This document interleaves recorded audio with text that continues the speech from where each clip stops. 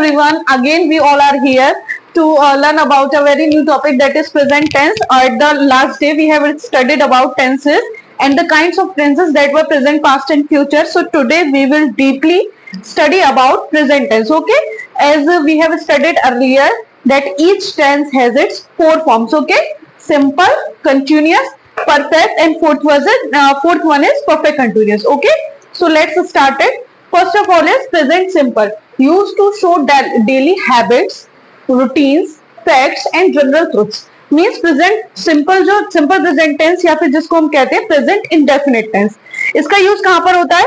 हमारी daily habits के लिए, जैसे I walk regularly, I go to school, just like daily habits, routines, routinely works हम जो डेली करते हैं, लाइक वॉकिंग है, उसके अलावा आप डेली ब्रश करते हैं या आपने जो भी डेली रूटीन्स के वर्क करते हैं। फैक्ट्स जो हमारे जनरली फैक्ट्स होते हैं, जैसे कि the sun is round, the earth revolves around the sun and general truths, facts and general truth, मतलब वो चीजें जो एक्चुअल हैं जिन्हें हम चेंज नहीं कर सकते, जैसे moon is the natural satellite of earth. Okay, and the structure for the simple present tense is first of all subject, S for subject, then verb first form, it may be only first form of verb or it may be with s or es, यानी कि subject के साथ verb की first form होगी, plus उसके साथ या S या ईएस भी हो सकता है, प्लस ऑब्जेक्ट। अब कौन सी कंडीशन ऐसी होगी जिसमें एस और ईएस होगा और किसमें नहीं? अगर हमारा जो सब्जेक्ट है वो सिंगुलर है। क्या है? अगर हमारा सब्जेक्ट सिंगुलर है तो उस कंडीशन में वर्ब की फर्स्ट फॉर्म के साथ एस और ईएस ज्वाइन होगा।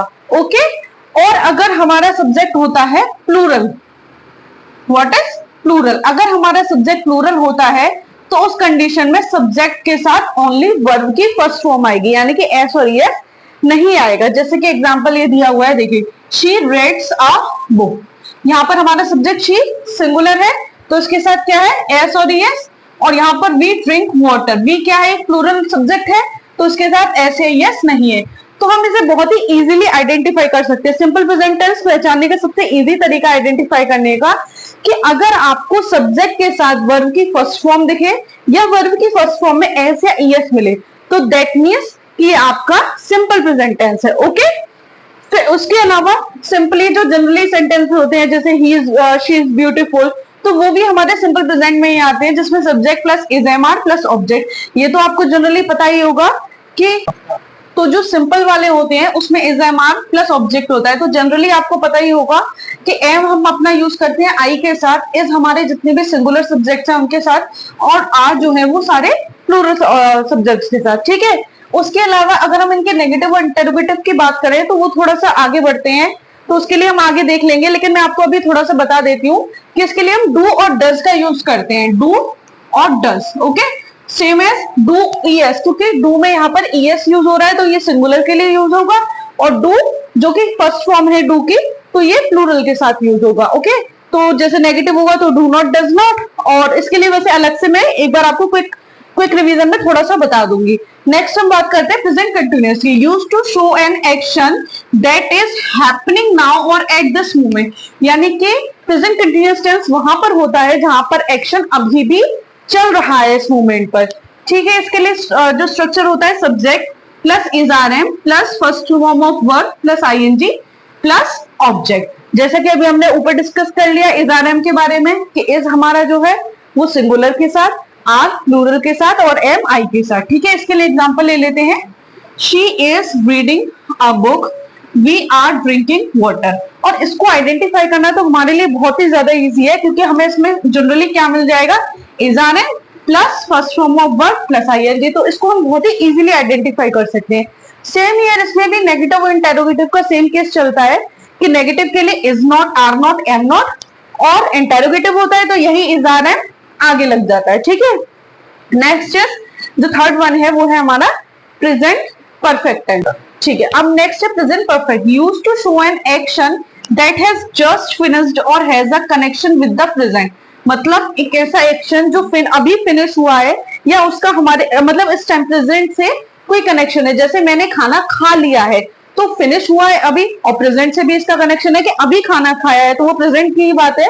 तो इसके लिए जो स्ट्रक्चर होता है सब्जेक्ट प्लस हैज है plus third form of verb plus object. इसमें हैज और हैज का यूज जो होता है हमारे सिंगुलर सब्जेक्ट्स के साथ, और हैव का यूज जो होता है वो हमारे प्लूरल सब्जेक्ट्स के साथ होता है। ठीक है, वैसे अब हमें पता ही है कि आई को भले ही सिंगुलर माना जाता है, लेकिन जब उसके साथ हम वर्ब यूज करते हैं तो उसे एज अ प्लूरल सब्जेक्ट माना जाता है।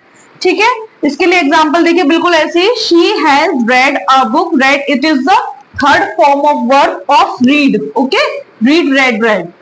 We have drunk water. ठीक है, इसको भी आइडेंटिफाई इजिली किया जा सकता है, has, have plus third form of verb. बिल्कुल सेम इसमें भी नेगेटिव के लिए हैज नॉट, हैव नॉट, और अगर इंटेरोगेटिव आता है तो हैज और हैव की। अब हम चलते हैं नेक्स्ट फोर्थ टाइप की तरफ।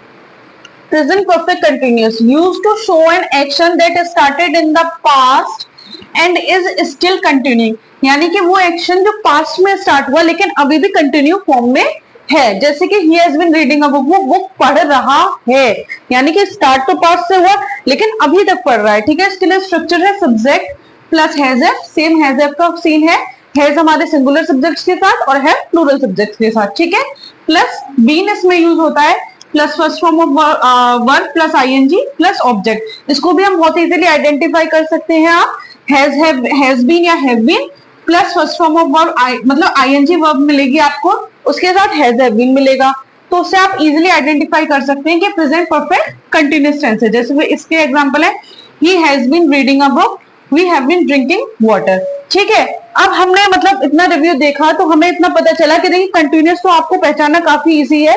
कंटिन्यूअस में कुछ नहीं है, आपको सिंपली क्या मिल जाएगी, आईएनजी मिल जाएगी, तो आप पहचान सकते हैं कंटिन्यूअस है।